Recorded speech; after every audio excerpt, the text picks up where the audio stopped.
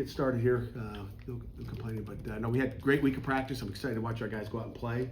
Obviously, we were tested a week ago. We had a great week off, or an open week, which we really didn't have off. We went out pads both days, got a lot of good work done, and fixed some things that we needed to get fixed. We've had a great week of practice. So, questions? You have your initial availability report ready? Yeah, it's ready. It's ready. It's always ready. It's always ready. So it'll be out. You have a preview for us? I mean, we're all here. 8 p.m. You got 7 hours, 6 hours and 58 minutes.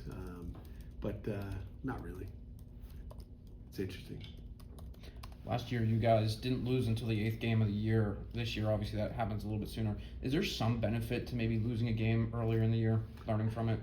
I think so. I mean, I think you get on that high of a 7-game win streak, and you think you're invincible, and then you don't get it back. Even though we played some really good football like we did last week. I mean, besides the lack of execution, I mean, it was a ball game. I mean, you guys probably enjoyed it, overtime game and all that. But we want to get the win. But no, I think it's good to get hit in the mouth early. Non-conference game, huge. Obviously, we get into the ACC play. We know those are the ones that count. Go ahead. Oh yeah, just after 2 weeks, how do you feel about what the running game, the running offense is put on the field in practice, and maybe how they improve? Yeah, I mean, I feel good every week, Steve. I feel good, week in and week out. We got to go out and produce tomorrow, or Saturday, I should say. But we got to go produce. So I'll let you know after the game if I feel good. But we practice the same, every week, and so we'll see how we execute. The defense has a challenge against the run game today. They've been pretty consistent other than the end of the West Virginia game. How are you feeling about the challenge that Louisville brings? You love the challenge. I mean, they got great tailbacks. They got 3 of them that are really productive. Braun does a great job in the run game. You said we were great until the end. No, we weren't great a whole game. So we weren't good the entire game. I didn't like how we fit. I didn't like how we executed on defense. That's not what we look like, even though they had 60 rushes. And our goal is to give up 3.3 per rush, and I think we gave up 3.8 per rush. But there were some plays that shouldn't happen. It shouldn't have got to that. We shouldn't let it happen. We got to make them one-dimensional. We let them be two-dimensional the entire game, and that's a problem. Coaching is obviously, or college coaching is an intimate fraternity. Coaches have different reputations, different things they're known for. Just what would you say about Braun? Just kind of what his reputation is, what he's known for, maybe what he's brought to the game just as a coach. Yeah, I think he's an excellent football coach. I mean, he's had success wherever he was, Western Kentucky, Purdue, back at Louisville. Had great results when he was there with Petrino at Louisville back years ago when we played him. So I just think he has a system that he believes in, and I think and I think it works. And I think he does a great job with quarterbacks. He's a quarterback whisperer, and I just got a ton of respect for what he does on offense. These quarterbacks, what stands out about Moss in the skill set? I think he's an accurate passer. I think he's relaxed. He's a veteran guy that's played a lot of football. So I think that's what stands out. He's not an away game is not going to surprise him. He's been there. He's an older guy, and he's a veteran. You and Cade and Eli have talked a lot about taking what the defense gives you on offense, and that's how you want to play. How often do you deviate from that to say, hey, we want to get Des hot early in the game, or X, Y, or Z hasn't had a touch in a while, like we want to. Well, we're always trying to get our playmakers touches. I mean, you're looking at Kenny's got to get the ball.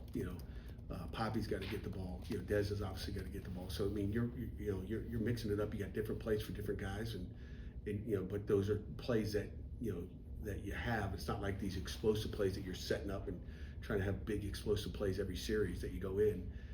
But there's always a deep. It all depends on what the coverage is. So there's plays for everybody. Have you seen opposing defenses focus on one receiver more than the other, or pay more attention to one guy? Not really. I don't think you can do that. I don't think really you can do that against us with all the shift in motion we do. I think they got respect for really all 3 of our guys out there. I think and throw Deuce in there as well. I mean, Deuce will be, in my opinion, he's a starter, and I think they got respect for all of them.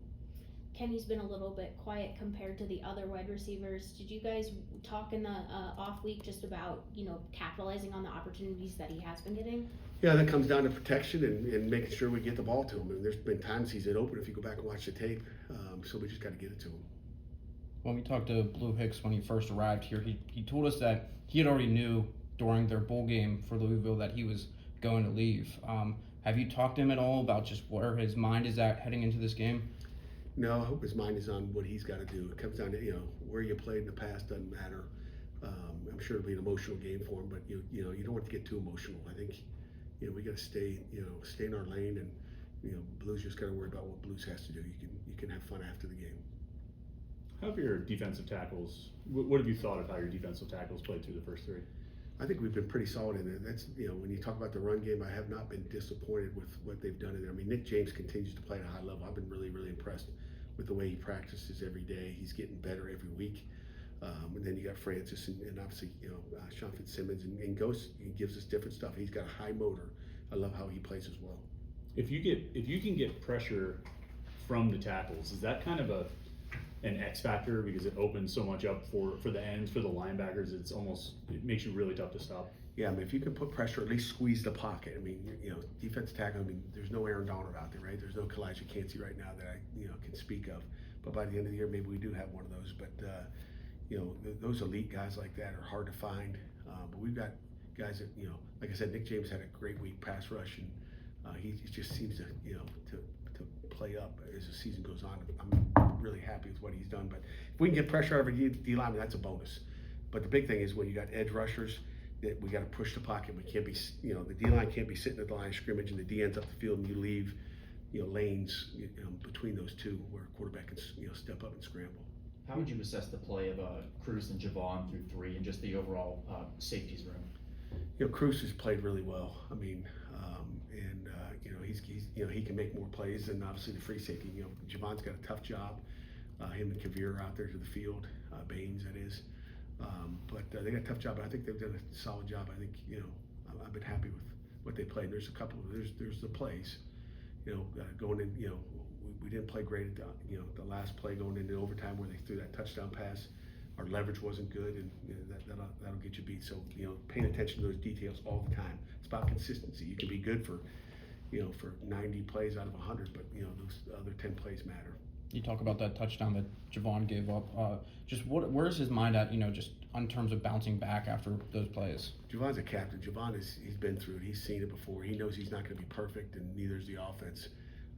But no, Javon, he's a football player. That kid, he's never down or up. He's like this all the time. He's a football player. And again, like I said, he's got a tough job, and played a lot of plays. I think he had over 90 plays last week. Go back to the defensive tackles for a second. They've talked all offseason about rushing the passer, getting sacks. Who did? I'm sorry, Dave. The defensive tackles. Okay, defensive tackles talked about it. I mean, are sacks necessary for them to really do their job and to be productive? I guess. No. Yeah. Those are nice flashy plays, and we want them to get sacks, but you get in a problem on defense when guys are trying to make too many plays. Okay, and you start to go out of your lane and try to make something happen. I don't care if it's the D tackles, the D ends, and all the way back to the safeties. You have to play within the framework of the defense, and everybody's got to do their job for you to be successful. And whether it's a defensive end spilling, to a backer or a backer being in the right spot. I mean, those things. But I think sometimes you get into those guys that think that I'm a playmaker. I got to make a play, and that's when you have problems. So our guys can't do it all by themselves. Kyle Lewis, for example, he's just got to play Kyle Lewis ball.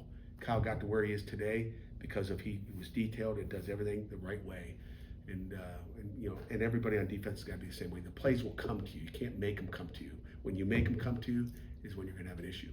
Obviously, you know what to expect out of your guys, but has there been anyone that surprised you or exceeded those expectations through those first three games? On where, in anything? Any. I'll go back to Sean Lee. I mean, I've been impressed with him. I think we talked about that maybe Monday. Just because he's a freshman, how many freshmen play 90 snaps and play as well as he did. So he's been really good. Talked about Nick James. I like what he's doing. Zach Carruthers has been good on offense. We got a lot of older guys up there that doesn't shock me. We got to play better. We got to execute better around. But there's all older guys. No one's really. I'd say there's no new guys out there. I mean, I guess Bryce Yates. Bryce Yates finds wish he'd have got scored a touchdown instead of he set Kenny up for a block and then he cuts back and Kenny can't block for him. He should have cut back to the 2/3 of the field instead of the 1/3 of the field. We score a touchdown instead of get a field goal on that drive. We can't get the ball down to the 5 and not get in. Little things like that will get you beat. And again, that was really Bryce should score a touchdown there. I mean, that should be a touchdown. When he cut to the right, Kenny was in position. Just keep running. He would have run right to the end zone.